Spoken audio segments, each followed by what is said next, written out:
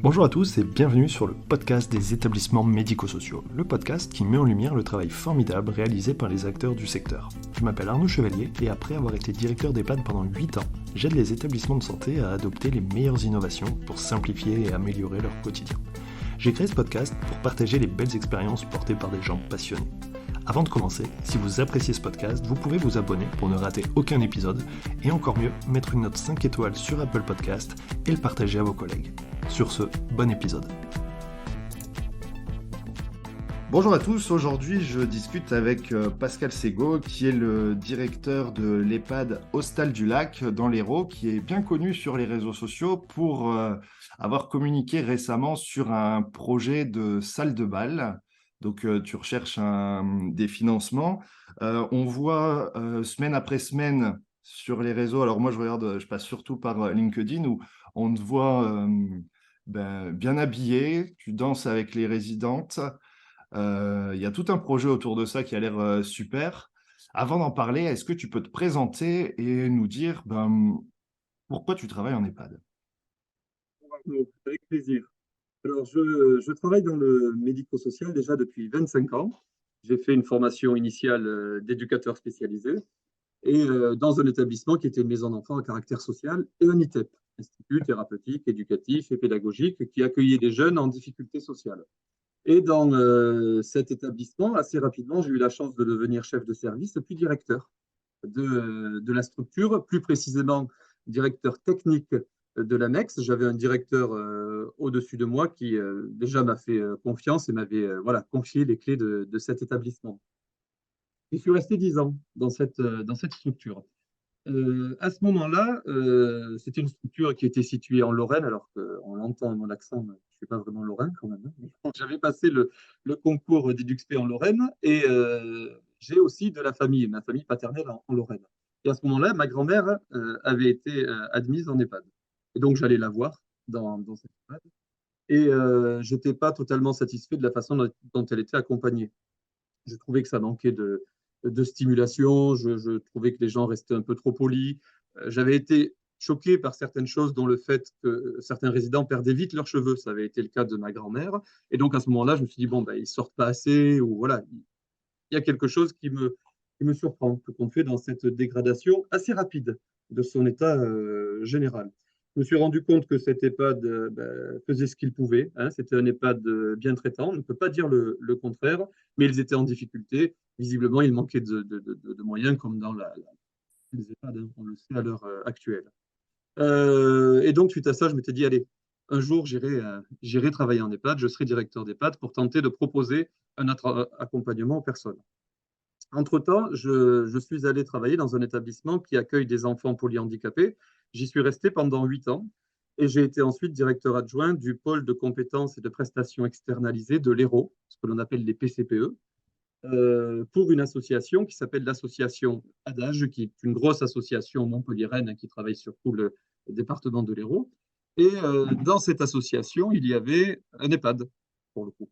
Donc j'ai passé mon CAFDES, parce qu'il est vrai que dans le Sud, c'est plus difficile de trouver un poste de directeur si l'on n'a pas le CAFDES ou un diplôme de type Master 2.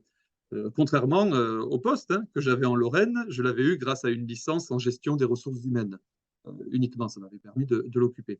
Donc j'ai passé mon CAFDES et j'ai postulé pour être le directeur de l'EHPAD de l'association et j'ai eu la chance d'être retenu pour ce poste. Ça va faire bientôt 5 ans que je suis donc à ce poste.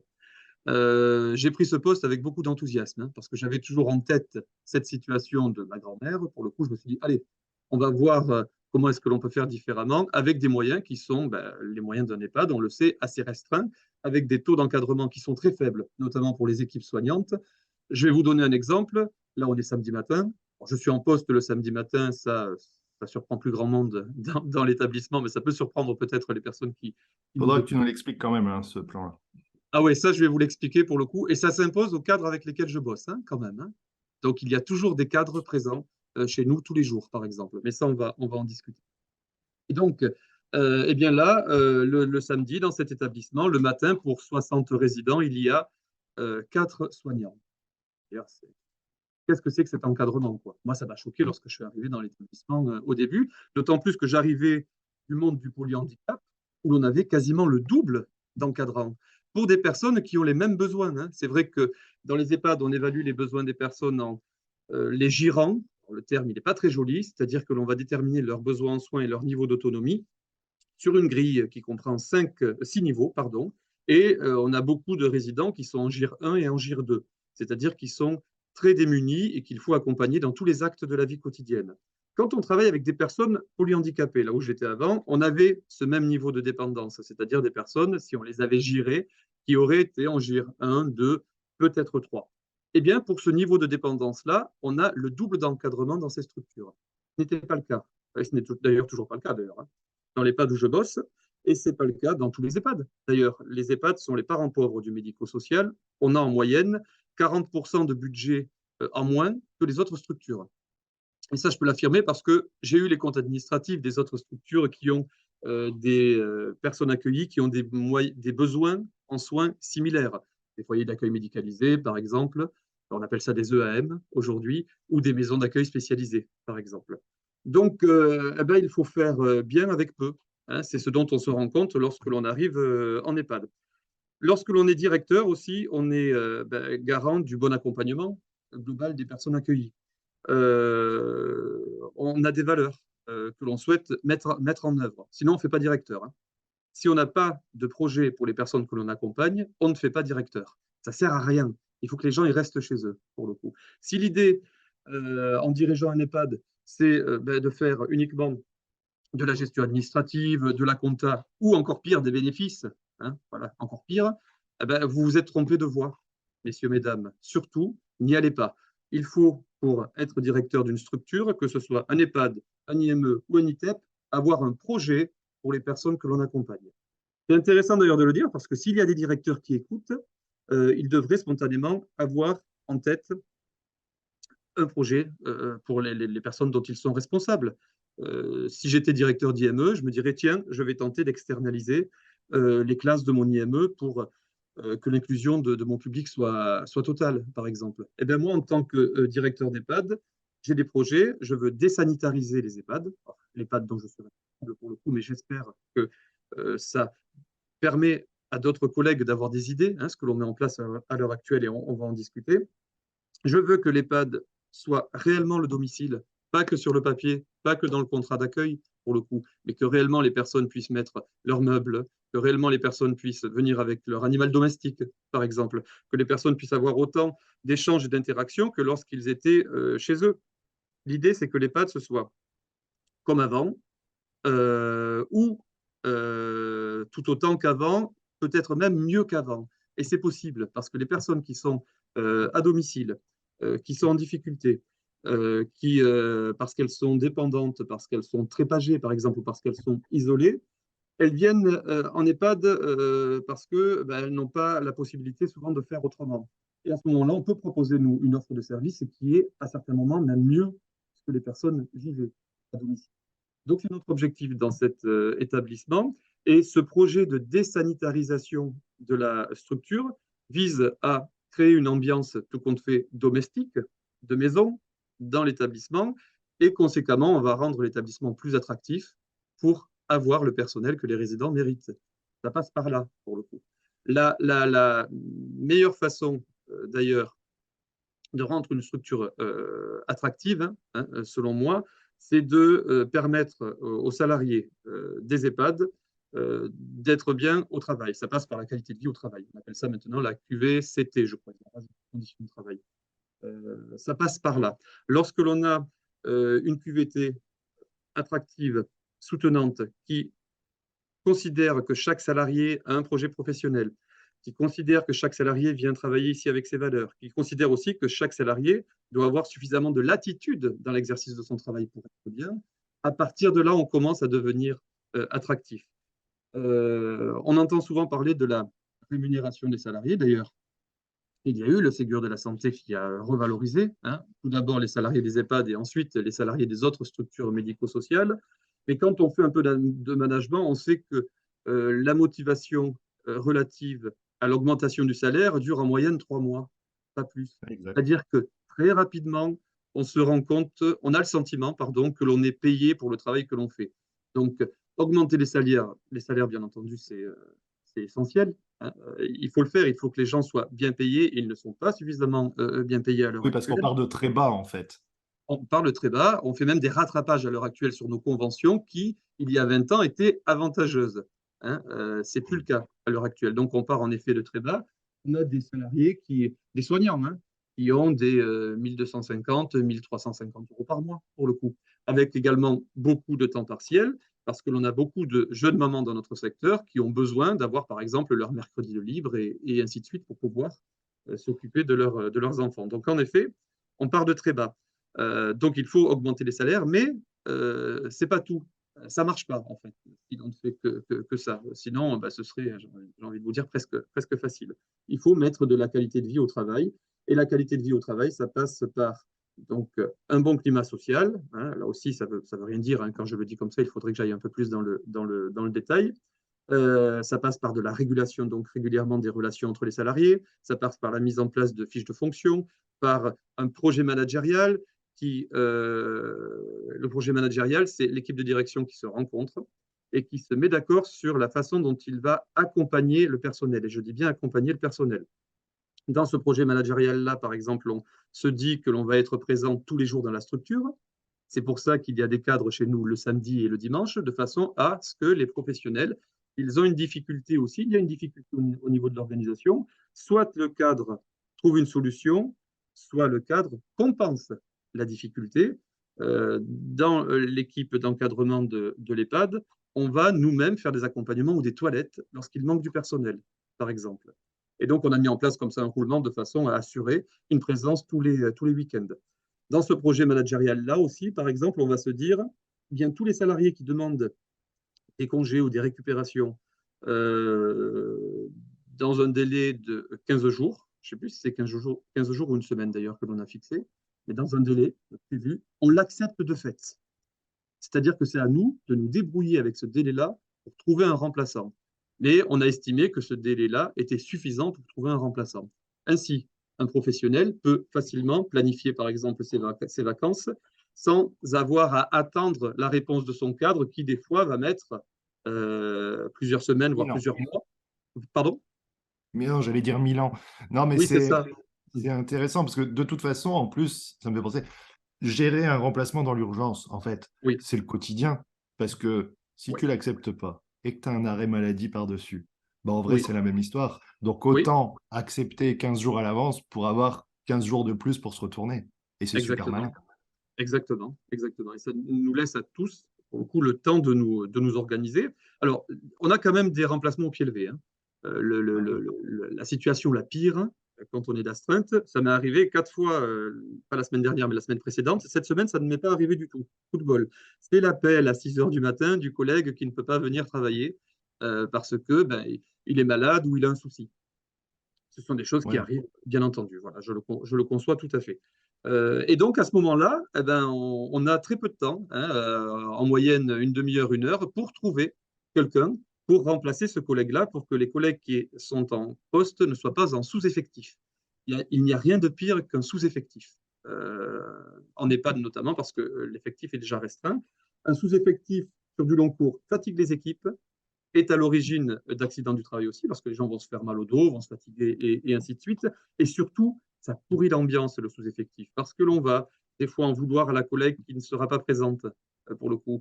On va être plus speed dans la façon d'accompagner les résidents et on ne sera pas en accord avec nous-mêmes à ce moment-là. C'est souvent aussi le sous-effectif qui est à l'origine de situations de maltraitance, hein, dans les EHPAD. On parlait du faible taux d'encadrement, mais de surcroît, il y a un absentéisme souvent important en EHPAD. Tout ce qui euh, permet de lutter contre l'absentéisme et les sous-effectifs sert les résidents et la bientraitance des résidents. Et donc, l'on peut proposer un modèle d'EHPAD différent si on s'occupe bien des professionnels pour que justement ils soient moins absents, pour qu'ils aient envie de venir dépanner lorsqu'il y a un absent. C'est ce qui se passe à l'heure actuelle dans la structure. Vu que les cadres propose un accompagnement bienveillant à l'égard des professionnels, eh bien, en contrepartie, lorsque les cadres sont en difficulté parce qu'il manque quelqu'un, on a toujours des professionnels qui se proposent de venir. On a même fait, c'est rigolo parce que j'ai ça, on a même fait une grille d'évaluation de l'état du personnel, une grille qu'on leur présente en fait régulièrement. Je vais vous tenter de vous l'expliquer clairement. C'est un outil vraiment voilà, que l'on a mis en place à l'EHPAD. Le nom de la grille, le titre de la grille, c'est Suis-je en forme avec un point d'interro. Et en fait, il y a 11 notes, de 1 à 11. Et si le salarié vous dit oui, je me situe au niveau 1, c'est un peu une échelle d'évaluation de la forme des salariés. On a les échelles d'évaluation de la douleur ou de la motivation. Moi, nous on a l'échelle de l'évaluation de la forme. Le premier, par exemple, critère, c'est je pourrais soulever des montagnes et soulager mes formidables collègues. C'est toujours fait sous une forme un peu humoristique, par exemple. Et le dernier Ouais, c'est critère, génial. c'est il faut que je fasse une pause rapidement, j'en parle à ma chef, par exemple. Et régulièrement, les chefs de service utilisent en fait ce support-là. Par exemple, moi, des fois, il m'est arrivé d'utiliser le vendredi. Le vendredi, je vais voir les collègues présents le week-end, je leur dis voilà, où vous vous situez dans l'échelle pour savoir qui je peux appeler si j'ai un collègue qui est absent. Certains vont me dire, écoutez, moi je suis dans la partie verte de l'échelle. S'il y a un absent, appelez-moi, je viendrai, il n'y a pas de souci. D'autres me disent, plutôt dans la partie orange-rouge, il faut me laisser tranquille ce week-end, je ne pourrai pas faire plus. Et c'est sur cette base-là, en fait, que et ça fonctionne très très bien, pour le coup. Parce qu'on ne tire ainsi pas trop sur la corde des personnes fatiguées et on s'appuie sur les ressources. Et on se rend compte également surtout que c'est quelque chose qui tourne. Et ce type d'outils, ben, c'est des outils très utiles hein, pour des managers. Julie, nous, on C'est ce que l'utilise. j'allais dire sur l'aspect pratique. Ça peut te permettre aussi de gagner beaucoup de temps parce que tu évites d'aller déranger les gens le week-end qui ont prévu un truc ou qui peuvent pas et qui vont de toute façon devoir te dire non et qui vont être mal à l'aise de te dire non. Et voilà, mais au moins tu sais que bah, il y a ceux qui avaient dit OK, voilà, tu les appelles et en 5 minutes c'est réglé et ça roule quoi. Oui, tout à fait. Exactement. Exactement.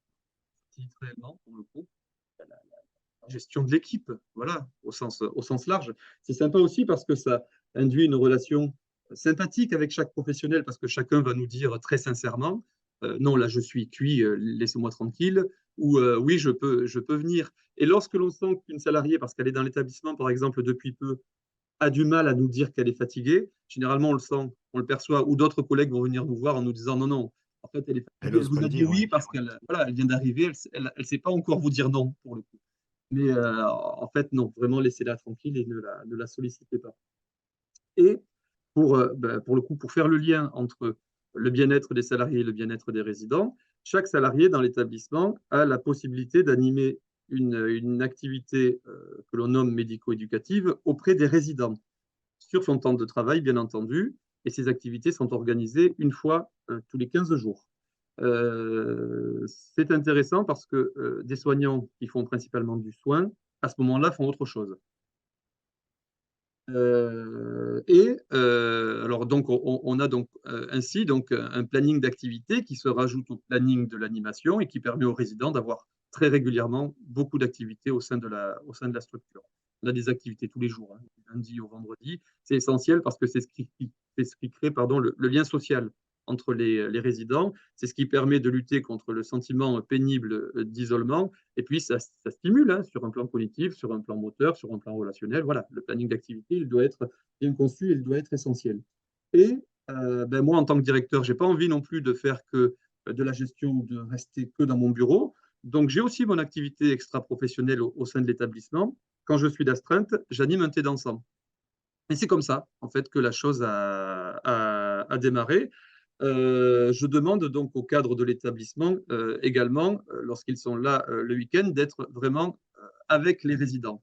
Parce que durant la semaine, c'est des fois compliqué. On a quand même beaucoup de réunions, on a beaucoup de paperasse, on a les éléments, les variables de paye, on a les plannings. C'est assez compliqué. Et donc, le week-end, on le dédie à ça. Et c'est comme ça, en fait, que cette histoire là, autour d'été dansant a démarré. On a animé un premier thé dansant, on en a animé un second. Ça prenait vraiment bien, c'est-à-dire que beaucoup de résidents y participent. Je ne peux pas dire tous parce qu'il y a quelques résidents qui n'aiment pas y venir ou voilà, qui n'aiment pas y venir. Parce qu'on a des résidents qui seraient en difficulté et qui ne pourraient pas danser, ils y sont quand même et on les fait danser quand même. C'est-à-dire que l'on va faire tourner par exemple les fauteuils ou l'on va réussir à porter les personnes qui ne peuvent pas se lever. Et donc c'est une activité qui a vraiment bien pris et qui permet également aux familles ou aux personnes extérieures de venir dans la structure pour danser avec les résidents. On l'a développé, cette activité, en proposant à des groupes de venir jouer, par exemple, en direct. On propose aussi à des danseurs professionnels ou des danseurs de club de venir danser avec nous à ce moment-là pour que les résidents dansent avec d'autres personnes que les salariés. Durant ce moment-là aussi, tous les salariés participent. J'ai envie de dire obligatoirement, pour le coup. Maintenant, c'est plus trop obligatoire parce qu'ils y viennent volontiers. Mais au début, c'était obligatoire parce que c'était un temps où l'on était sans blouse dans la structure. On se met tous sur notre 31 et on fait danser les résidents. Ce que je disais aux professionnels dans les premiers temps, c'est dommage de réserver ça au 31 décembre, justement. Autant le faire au moins une fois par mois.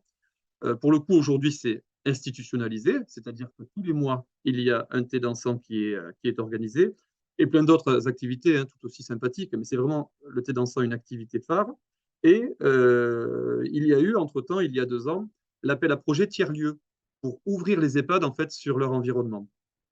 On a candidaté, pour le coup, à cet appel à projet et on ne l'a pas obtenu. C'est pas grave, on n'est pas fataliste. Les résidents ont décidé au cours d'un CVS de faire un appel aux dons pour tenter donc d'avoir les moyens d'aménager une salle de bal. Et c'est comme ça que ce projet est né. C'est vraiment un projet qui vient des résidents, hein, ça c'est important de le dire, auquel ils participent parce qu'ils en perçoivent tout l'intérêt. Hein, ça nous permet d'inviter plus facilement les proches, ça nous permet de donner une bonne image de l'EHPAD.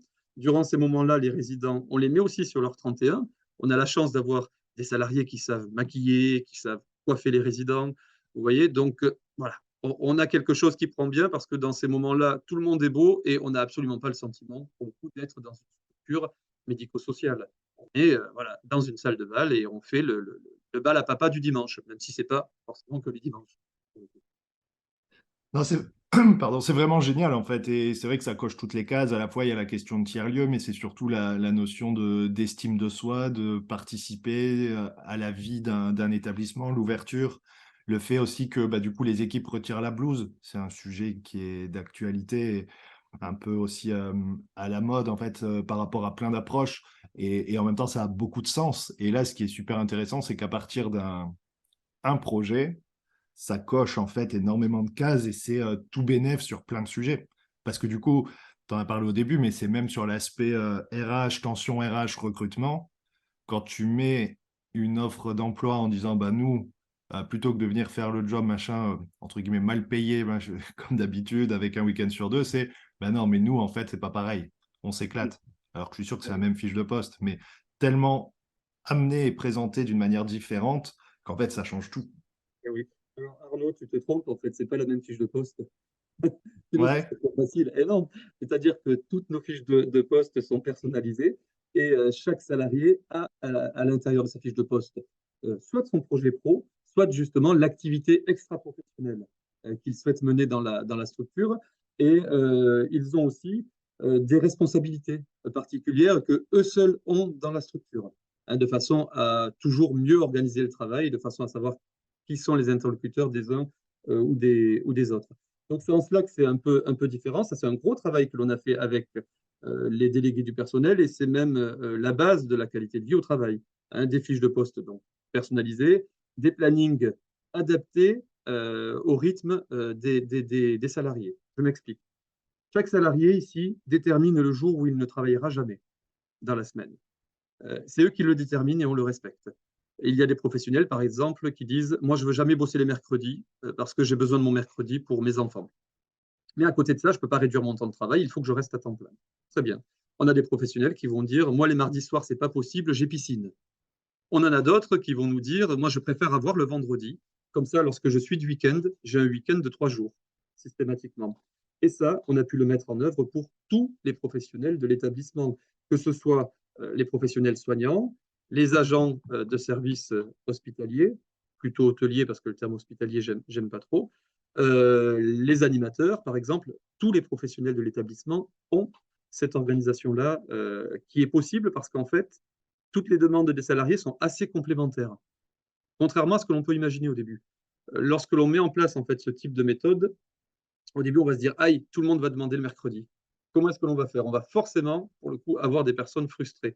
Et là, on se trompe, en fait. Tout le monde ne demande pas le mercredi. Et ce n'est pas forcément d'ailleurs les mamans qui demandent le mercredi. Certaines mamans demandent un autre jour pour être justement tranquilles l'autre jour, pour le coup. Avoir un jour où les enfants sont à l'école et où on est tranquille à la maison, ou un jour durant lequel elles vont pouvoir faire leurs démarches administratives, leurs courses et ainsi de suite. Alors je dis les mamans, il y a les papas hein, aussi, hein, bien entendu. On a des jeunes papas dans l'établissement qui demandent le mercredi pour s'occuper justement des enfants. Mais on se rend compte que certains, je pense notamment aux plus jeunes de la structure qui n'ont pas d'enfants, eux, ils demandent en priorité le lundi, par exemple, pour avoir en effet des week-ends un peu longs et partir à droite et à droite et à gauche. Ensuite, donc, il y avait le fameux projet managérial dont j'ai parlé, qui est essentiel, c'est-à-dire l'entente au niveau de l'équipe de direction sur la façon dont on répond aux demandes des salariés. Il y a donc l'organigramme hein, qui doit être clair et qui doit bien indiquer quels sont les liens hiérarchiques et fonctionnels entre les différents professionnels. Il y a des réunions de coordination régulières qui doivent être mises en place pour que les gens s'entendent et se coordonnent. Il y a des régulations régulières aussi qu'il faut faire parce que l'on est dans un secteur où il y a donc peu de personnel, donc des fois des tensions liées à la fatigue, avec des métiers différents qui ne se comprennent pas toujours parce qu'ils ne sont pas toujours de même culture. Ça passe par de la régulation régulière des relations entre les personnels et la régulation systématique des tensions ou des conflits lorsqu'elles arrivent.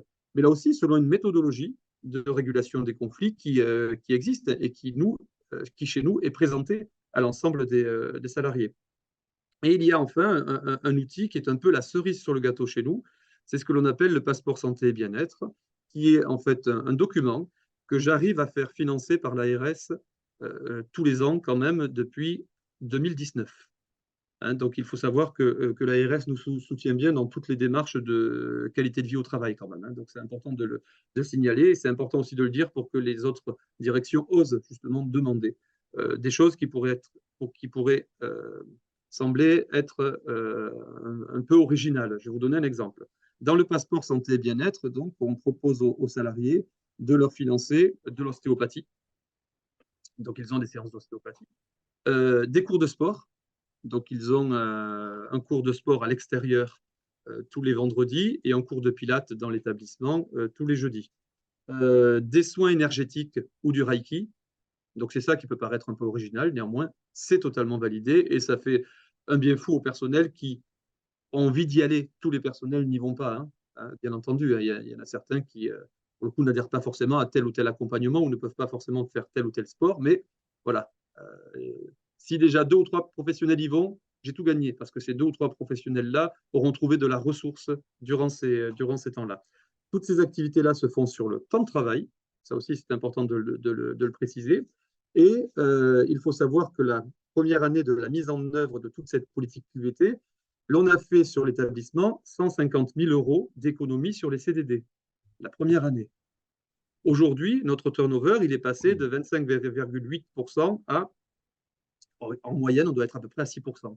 Je dis en moyenne parce qu'à cause de la Covid, on était passé à 8,2% l'année dernière et cette année, on était à l'année dernière en 2021 et en 2022, on était à 5,4%. Donc on doit être une moyenne Quand de tu dis 6% turnover, turnover. c'est absentéisme en fait. Alors non, ce que je nomme en fait le turnover, c'est le départ des CDI. D'accord, ok. Ouais, c'est le départ des CDI, c'est la stabilité de l'équipe, pour le coup, dont on a besoin justement pour, Ouais, bien sûr. sur du long cours, voilà, avoir une équipe qui fonctionne, avoir une équipe que les résidents repèrent, avoir toujours les mêmes visages Ouais, pour bien les sûr, bien pays et sûr. des personnes qui maîtrisent bien le projet du résident. Le C'est turnover, un donc vrai pour moi, gage de qualité.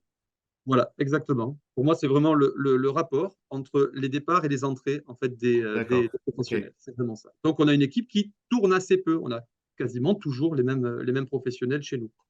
L'absentéisme, par contre, il a baissé de 40%. L'absentéisme, notamment, en fait, de moins de 7 jours. C'est l'absentéisme, pour moi, qui est là l'indicateur le plus intéressant pour évaluer, en effet, si les professionnels sont bien ou pas dans cette structure. Souvent, les petits arrêts courts, entre 0 et 3 jours, sont des arrêts, on va dire, réactionnels ou des fois même un peu caractériels. Hein. Il faut se le dire. C'est l'arrêt typique du professionnel qui va mal prendre une réflexion que va lui dire son chef, peut-être à juste titre, Ou des fois juste un ou, collègue. voilà, c'est ce que j'allais dire exactement, ou une tension avec un collègue, pour le coup, explique l'arrêt. Ces arrêts-là, nous, ils sont quasiment absents dans la structure. On n'en a plus. Alors que c'était un type d'arrêt qui était quand même très présent jusqu'alors et qui expliquait un niveau d'absentéisme très élevé chez nous. À l'heure actuelle, c'est plus du tout le cas. pour le coup. Et là, c'est réellement la mise en place de ces méthodes pour réguler. Ouais. Voilà, Alors, est-ce que tu peux nous en dire plus? Comment ça marche? C'est quoi le secret? oui, La alors, méthode? alors c'est pas un secret, parce que, parce que je vais te le partager avec grand plaisir et c'est même très très simple. Il y a un principe de base, c'est que l'on se dit tout. On répète Il faut se parler. assez souvent. Voilà, il faut se parler. C'est quelque chose que l'on répète assez souvent dans l'établissement. Lorsque l'on ressent une tension avec un collègue, on va en parler avec le collègue. On va essayer d'en parler avec le collègue, pour le coup, mais on va plus qu'essayer, on va le tenter, hein, d'en parler avec le collègue. Si ça ne fonctionne pas et que la tension perdure, on vient à ce moment-là en parler à son responsable, donc chef de service ou moi-même, et le chef de service ou moi-même, on organise une régulation avec les deux personnes. Et l'on tente de comprendre ce qui est à l'origine de la tension. Le plus souvent, c'est un problème d'organisation institutionnelle. C'est un problème d'absence de clarté dans la consigne donnée par la direction. Des fois, il m'arrive de dire à certains professionnels ce qu'il faut faire, je le dis à certains, je ne le dis pas à d'autres, et ça va générer forcément une tension entre les professionnels parce que certains vont dire, si, le directeur m'a dit de faire comme ça et plus comme ça. On se rend compte d'ailleurs dans ces cas-là que les premiers responsables des tensions, ce sont souvent les cadres.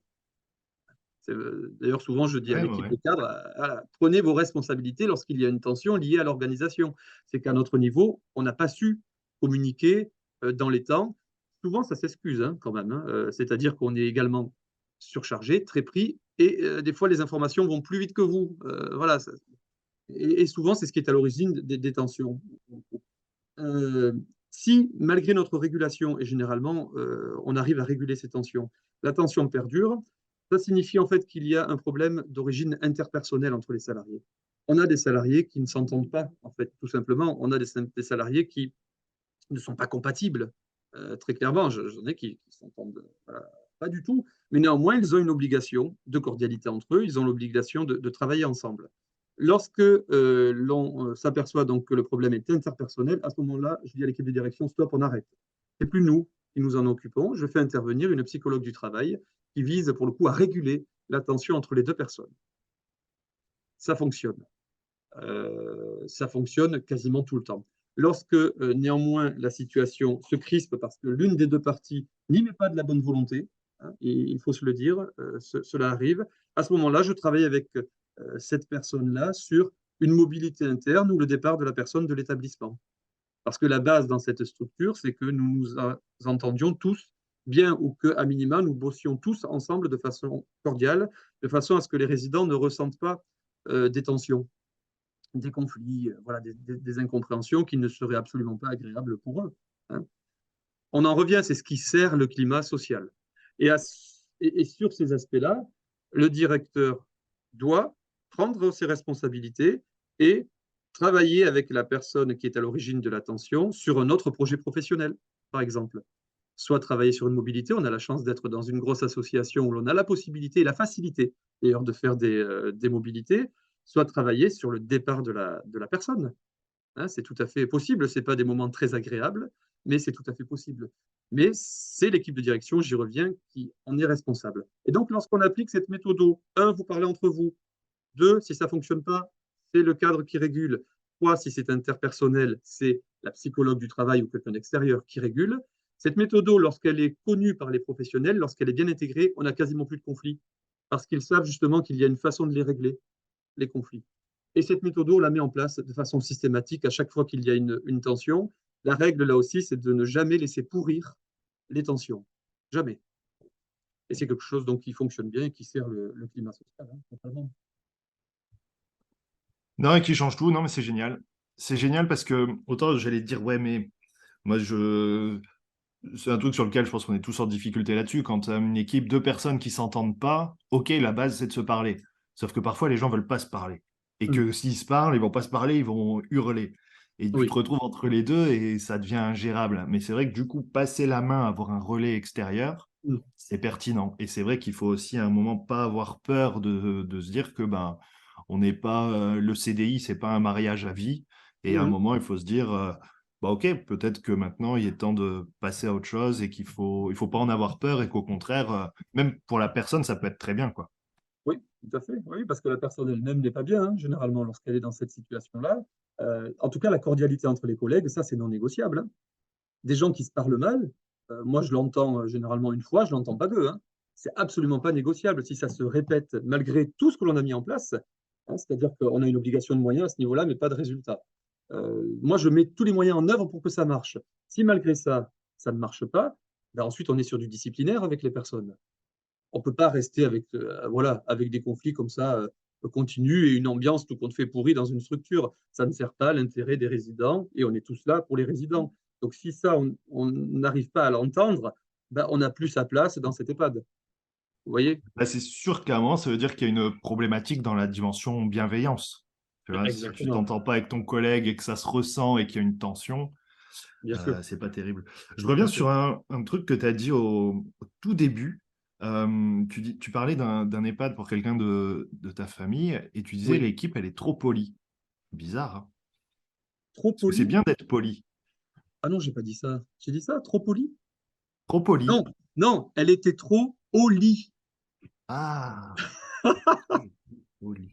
C'est l'accent. J'ai pas C'est compris. ça. C'est ça. Elle était trop au lit, tout à fait. Oui, oui. D'accord. Non, mais Mais l'équipe était très polie quand même, hein, c'est vrai. bon, alors, je vais pas couper ça, parce que là, je pourrais le couper, mais non. Et en fait, parce que du coup, j'ai fait le lien avec votre dimension, bah, en fait, salle de bal, et te dire à un moment, parce que quand je vois tes posts sur LinkedIn et tout ça, tu casses un peu les codes, tu mets un côté vraiment cool. Et c'est là où, quand j'ai entendu, du coup, trop poli, dans le sens où à un moment, il faut se détendre aussi un peu, Oui, peut-être, et puis être plus cool avec les gens, savoir, tu vois, c'est toujours la question du tutoiement, du vouvoiement, alors qui est quand même oui, un peu un dilemme. À la fois, il faut vous voyer, et en même temps, si tu veux une vraie relation, si tu veux un truc sympa, si, je sais pas, salle de bal et tout, à un moment, on fait la fête tous les dimanches, on peut peut-être se permettre un peu de tutoiement, tu vois. oui.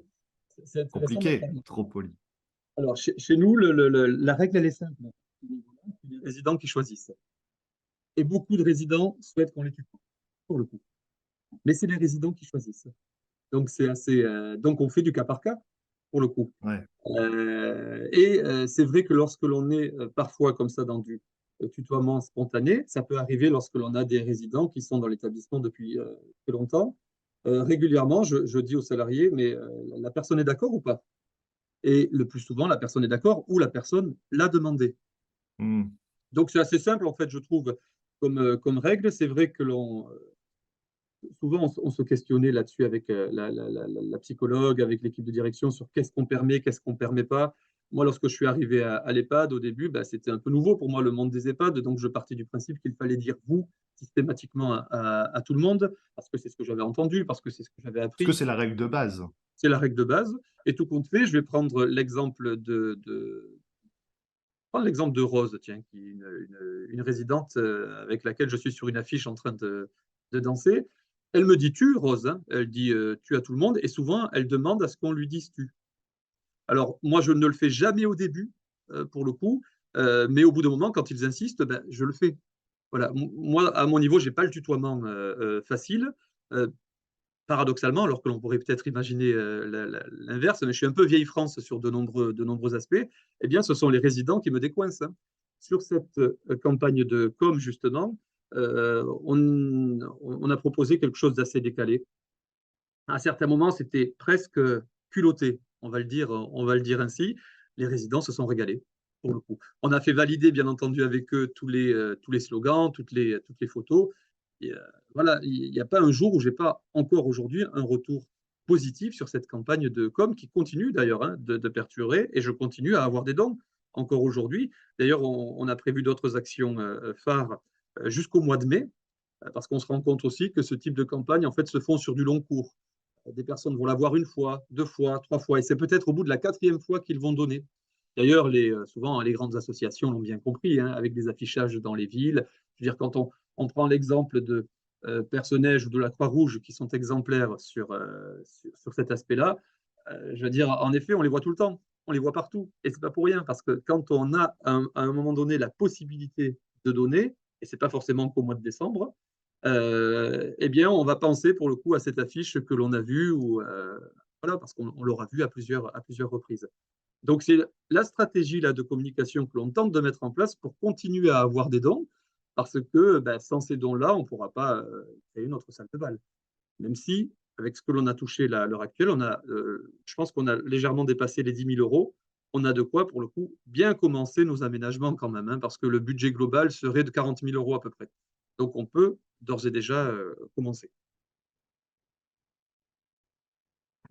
Alors, bah, du coup, c'est le moment. Est-ce que, bon, on a bien compris, vous avez la salle de bal, vous avez une activité autour du thé dansant toutes les semaines. Il vous faut 40 000 euros, vous êtes à 10 000. Voilà, comment on fait pour donner? Et est-ce que tu peux revenir un peu sur cette campagne qui est géniale, où on t'a vu donc à Paris, puis vous avez fait des affiches qui sont superbes, quoi. Oui, oui, oui. Alors là, le passage à Paris, c'était aussi un moment un peu culotté pour le coup. J'ai eu la chance d'être invité par Noémie Gilliotte pour aller assister à la remise des prix du concours du magazine Direction. J'y avais candidaté d'ailleurs, hein, avec l'EHPAD et bon, on n'avait pas été retenu. Mais voilà, je me suis dit, allez, va quand même voir cette remise de prix parce que ça va être un moment très agréable. Et de surcroît, j'ai aussi participé à une journée de formation qui était vraiment très intéressante. Et à ce moment-là, donc, il y avait pour la remise de prix le ministre Jean-Christophe Combe qui était présent. Et j'avais vu 2 jours avant qu'il avait liké sur LinkedIn la campagne de com. Je me suis dit, tiens, ça va être l'occasion pour le coup d'aller le voir en direct, en vrai, pas qu'à la télé, et de lui donner directement mes documents pour voir déjà s'il s'en rappelle et pour voilà, faire un coup de com avec lui de façon à donner tout compte fait une dimension nationale à notre campagne qui à la base n'était que locale.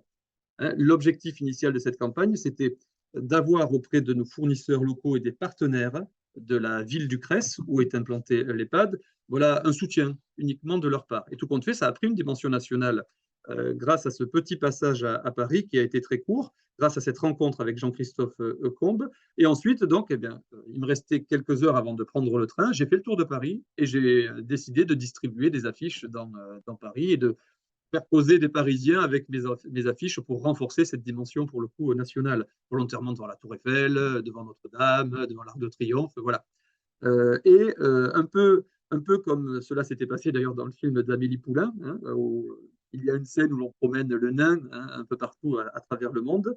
Les résidents ont trouvé ça très chouette d'être tout compte fait photographié avec la Tour Eiffel derrière, avec l'Arc de Triomphe derrière. Ils ont trouvé ça super, super sympa en fait, comme démarche et ça a donné une autre dynamique pour le coup à la campagne, plus nationale. Et à partir de là, on a commencé à recevoir des dons de plusieurs départements. Euh, voilà, qui n'ont rien à voir avec le nôtre, hein. Des dons qui viennent de Bretagne, des dons qui viennent du Nord, des dons qui viennent de la région parisienne, par exemple. Ah, c'est génial, c'est vraiment génial. Euh, je propose peut-être de conclure là-dessus. Là je vois, alors je suis sur mon PC, comment on fait pour donner? Alors, il y a donc sur ma page LinkedIn D'accord. un lien qui permet en fait d'accéder, comment dire ça, d'accéder à la page internet hein, où l'on peut faire un don en ligne. C'est Alors, sur le le plus site simple, adage.net, voilà, Danse avec ton cœur. c'est ça, c'est ça. Donc, si vous allez en D'accord. effet sur le site adage.net, c'est le site de l'association Adage, il y a un lien en effet vers la campagne de collecte de dons qui s'appelle Danse avec ton cœur. Et à ce moment-là, donc, on peut faire le don en direct. Sur la page Facebook de l'EHPAD, il suffit de taper dans le moteur de recherche EHPAD, EHPAD, EEPA et SIAD, SSIAD, parce qu'en fait, il y a 3 établissements hein, dont je suis responsable. L'Hostal du Lac, c'est le nom de l'établissement. Vous tapez ça dans le moteur de recherche et vous tomberez sur la page Facebook de l'EHPAD. Vous avez en une la publication avec le QR code qui permet aussi de faire un don, pour le coup. Mais ensuite, la chose la plus simple, c'est de nous adresser directement un chèque à l'adresse de l'EHPAD. Hein, c'est vraiment le plus simple. C'est 1 Allée Louis Paliès, P-A-2-L-I-E-S, 34 920 Le Crès. Voilà, c'est juste à côté de Montpellier, mais si on tape EHPAD L'Hostal du Lac On va sur trouver plein de Google, on choses. trouve tout de suite. Voilà, on Et trouve tout de l'adresse, suite. il n'y a pas de problème. Ah ouais, ouais. Bon, bah super. Et ben, j'espère que ça donnera un petit coup de pouce à tout ça. Et puis surtout, merci pour tous ces conseils de management, de gestion, d'établissement pour faire des EHPAD des lieux de vie vraiment sympas, quoi. Et Avec bravo plaisir. encore, et à toute l'équipe. Avec plaisir. Merci beaucoup. Merci beaucoup, Arnaud. Merci d'avoir écouté l'épisode jusqu'au bout, j'espère que le sujet vous a plu et qu'il vous inspirera. Pour m'aider à faire connaître le podcast, abonnez-vous sur votre plateforme d'écoute préférée ou notez-le et partagez-le sur vos réseaux sociaux. N'hésitez pas à me contacter sur LinkedIn pour toute remarque ou proposition de sujet. Bonne journée et à bientôt sur le podcast des établissements médico-sociaux.